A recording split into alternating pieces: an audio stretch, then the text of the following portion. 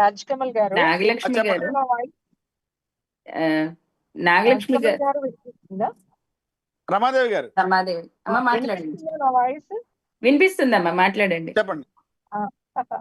అంటే 70 సంవత్సరాల కాంగ్రెస్ లో కూడా సనాతన ధర్మ ప్రభావం ఉందండి. రాజ్కమల్ గారు అసెంబ్లీ డాక్టర్ బిఆర్ అంబేద్కర్ తీసుకొస్తానంటే శ్యామ్ ప్రసాద్ ముఖర్జీ గారు ఆనాడు పార్లమెంట్ లో ఉన్నారు.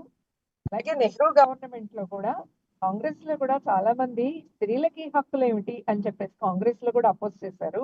అందుకనే ఆస్తి హక్కు చట్టాన్ని అంబేద్కర్ చేయలేకపోయాడు.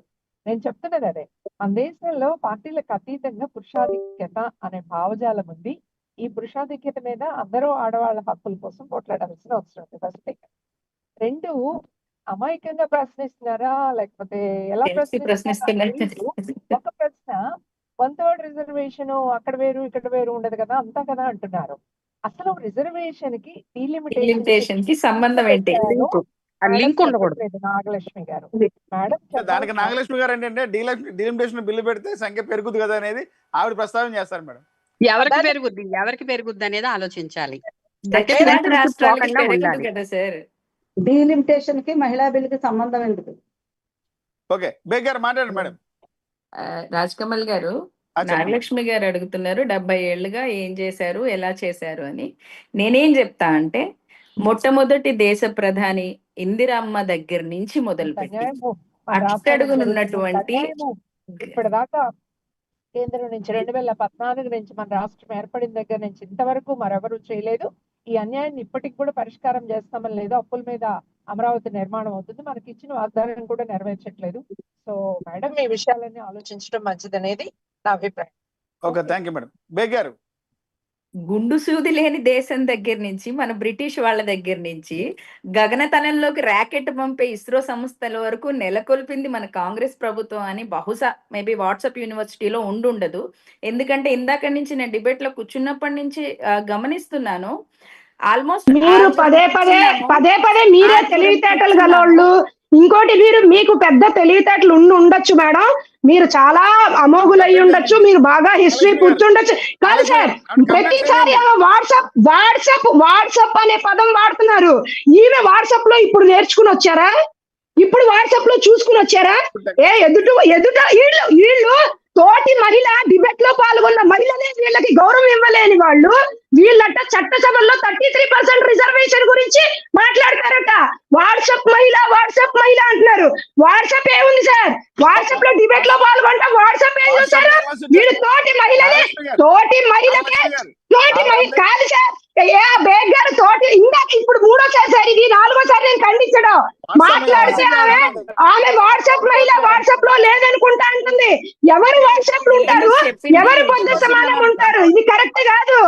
పొద్దు సమానం వాట్సాప్ లో చూసుకోవాలి కాదు సార్.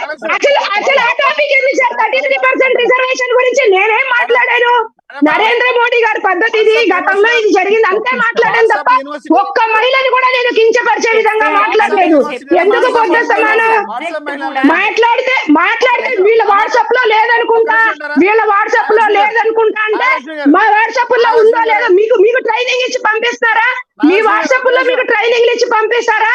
మీ వాట్సాప్ లో వాళ్ళకి ట్రైనింగ్ ఇచ్చి పంపిస్తారా ఏంటి సార్?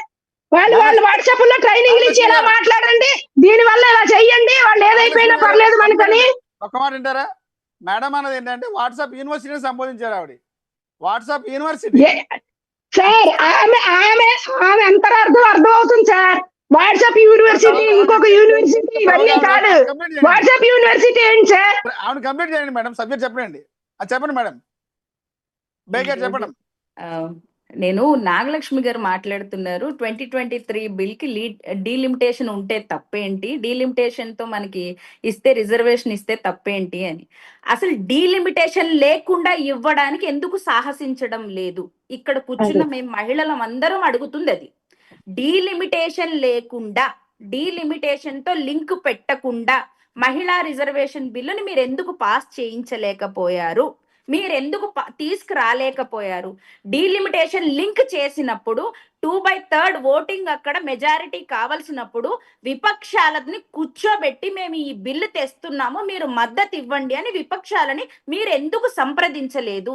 హడావుడిగా 3 రోజుల్లో పార్లమెంట్ పెట్టి ఎందుకు ముగించారు? 8:10కి పార్లమెంట్ 8 గంటలకి పార్లమెంట్ లో బిల్లు వీగిపోతే 8:05 ప్లకార్డులు తీసుకుని అక్కడికక్కడ పార్లమెంట్ లో అంతమంది బీజేపీ నాయకులు రోడ్ల మీదకి ఎట్లొచ్చారు? సార్ నేను మాట్లాడుతుంది అన్ని కూడా ఇవన్నీ నేను మాట్లాడుతుంది వాస్తవాలు. ఇందాక రమాదేవమ్మ మాట్లాడారు, పద్మ గారు మాట్లాడారు, నాగమణి గారు మాట్లాడారు, రజనీ గారు మాట్లాడారు. మేమందరం మాట్లాడుతుంది మహిళల హక్కుల కోసం అమ్మ. ఇక్కడ మీరు కాంగ్రెస్ పార్టీ గురించి ఒక క్వశ్చన్ రేజ్ చేస్తే మేము పార్టీ కోసం మాట్లాడినా యాజ్ ఏ మహిళా హక్కుల కోసం మహిళలందరూ మాట్లాడాల్సిన, ఇది ఒకళ్ళు మనకి అడుక్కుంటే వేసే భిక్ష కాదు, ఇది మన హక్కు, ఇది మన రైట్. 70 సంవత్సరాల్లో ఏం చేశారని అడుగుతున్నారు. 70 సంవత్సరాల్లో పంచాయతీల్లో 33% నుంచి 50% రిజర్వేషన్ ఇచ్చింది కాంగ్రెస్ పార్టీ, మీకు తెలుసో లేదు. వార్డ్ మెంబర్ల నుంచి, సర్పంచ్ల నుంచి, ఎంపీటీసీల నుంచి, ఎంపీపీల నుంచి, జెడ్పీటీసీల నుంచి, చైర్మన్ల నుంచి ప్రతిదీ కూడా కాంగ్రెస్ పార్టీ చట్టం తీసుకొచ్చింది. నిర్భయ చట్టాన్ని తీసుకొచ్చింది, పోక్సో చట్టాన్ని తీసుకొచ్చింది. ఇలా అనేకమైనటువంటి చట్టాలని తీసుకొచ్చి పెట్టింది కాంగ్రెస్ పార్టీ. ఇక్కడ కాంగ్రెస్ పార్టీనా బీజేపీ పార్టీనా అనేది కాదు. ఇక్కడ కాంగ్రెస్ పార్టీ మహిళా బిల్లుకి వ్యతిరేకం కాదు. కాకపోతే మహిళా బిల్లుకి డీలిమిటేషన్ కలిపి పెడితే మేము ఎట్టి పరిస్థితుల్లో మీకు మద్దతు తెలుపము అని చెప్పి కాంగ్రెస్ పార్టీ క్లియర్ గా ఉంది. ప్రియాంక గాంధీ గారు క్లియర్ గా చెప్పారు. ఏమని? 33% రిజర్వేషన్ ఇప్పుడు 2023లో మీరు ఏదైతే అసలు యాక్చువల్ గా ఇది లోక్సభలో బిల్లు పాస్ అయిపోయింది, ఇప్పుడు బిల్ పాస్ అవ్వలేదు అనేది బీజేపీ ఒక భ్రమ కల్పించి ఆ భ్రమలో అందరినీ కూర్చోబెట్టాలనుకుంటుంది. కాకపోతే ఈ రోజుల్లో ప్రతి ఒక్కరి చేతుల్లో సోషల్ మీడియా వచ్చింది. ఇందాక నుంచి పద్మ గారు అడుగుతున్నారు పెద్దవారు ఏమని, మహిళా బిల్లుల కోసం మహిళల కోసం మాట్లాడుతున్న వాళ్ళు మహిళల మీద అఘాయిత్యాలు జరిగినప్పుడు ఏమైపోయినాయి ఈ నోళ్ళు? మహిళల మీద ఇప్పటికీ కూడా దాదాపుగా గత 10 సంవత్సరాలుగా 3,33,000 కేసులు